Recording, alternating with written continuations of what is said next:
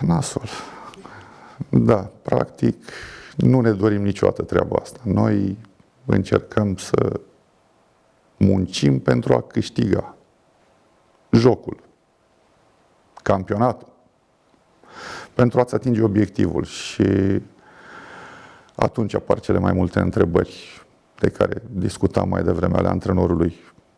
Când pierzi, nu e plăcut, nu e plăcut. Nu știi dacă trebuie să schimbi ceva sau continui și vei vedea că până la urmă vei avea rezultatul pe care ți-l dorești. Dar când pierzi, dilemele sunt cele mai mari. Primele 2 zile nu vorbesc cu nimeni, pentru că nu mi-a plăcut niciodată să fac analizele la cald.